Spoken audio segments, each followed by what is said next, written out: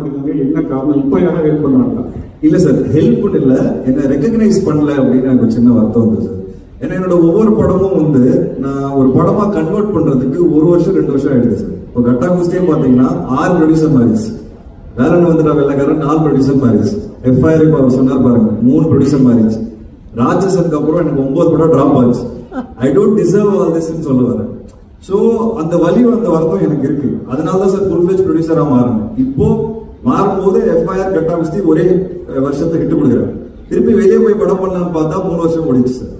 திருப்பி ஏன் படம் திருப்பி கையில் எடுக்கும் போது தான் ஆரியன் ஒரே வருஷத்தை திருப்பி வர ஸ்கிரீனுக்கு. அதனால இப்போ அடுத்த 5 படம் நான் 7 வருஷம் தான் பண்ண, வெளியே பண்ண மாட்டேன்னு நான் டிசைடே பண்ணிட்டேன் சார். இந்த ஒரு வருத்தம் தான் சார் எனக்கு. இது ஒருத்தர் மேல இருக்குன்னு கேட்டீங்கன்னா கிடையாது, இது ஜென்ரலா என்னோட ஃபீலிங், இது என்னோட வருத்தம். அப்புறம் நடிகர்கள் பத்தி நீங்க கேட்டீங்க, அப்படி நான் ஒன்றும் சொல்லல. பட் என்னன்னா சார், என்னோட படம் ரிலீஸ் ஆகும்போது எனக்கு ஒரு ஒரு நம்ம ஒரு அட்மையர் பண்ற பல பேர் இருக்காங்க சார் சினிமால. யாருமே கால் பண்ணி பெருசா விஷ் பண்ணது இல்லை. அந்த படம் பயங்கரமா ஓடும். ஆனா அவங்க எல்லாருமே என்னோட டேரக்டர்ஸ் கால் பண்ணிடுவாங்க, கால் பண்ணி மீட்டிங் கூட அரேஞ்ச் பண்ணிடுவாங்க. ஆனா எனக்கு கால் வராது. அந்த மாதிரியான வருத்தங்கள் எனக்கு இருக்குது. அது ஏன் நமக்கு தொடர்ந்து இப்படி நடக்குது? ஏன் இப்ப நான் ஒரு படம் பார்த்தேன் சார், இப்போ சமீபத்தில் கூட 2 படங்களுக்கு நான் அவங்களுக்கு கால் பண்ணி 20 நிமிஷம் பேசியிருப்பேன். புது ஆர்டிஸ்டா இருந்தாலும் நிறைய படங்கள் பண்ண ஆர்டிஸ்டா இருந்தாலும் எனக்கு அந்த ஆசை.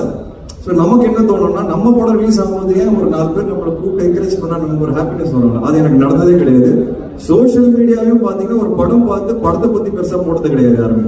ஆனா அதே டைரக்டர்ஸை படம் பார்த்துட்டு கூப்பிட்டு கதை கேட்டுறாங்க. ஸோ இந்த வழிகள் எனக்கு கொஞ்சம் கொஞ்சமா இருக்கு சார். அது என்னன்னு எனக்கும் புரியல. So I'm just trying to figure out. ஒரு நாள் கண்டிப்பா I will also come to a place where I get that encouragement and respect from people around me. ஏன்னா சப்போர்ட் பண்ணியிருக்காங்க சார். இனிஷியல் முண்டாஸ் பட்டி அந்த டைம்ல நிறைய விஷால் அண்ட் ஆர்யா வந்து ஜீவா படம் ரிலீஸ் பண்ணாங்க.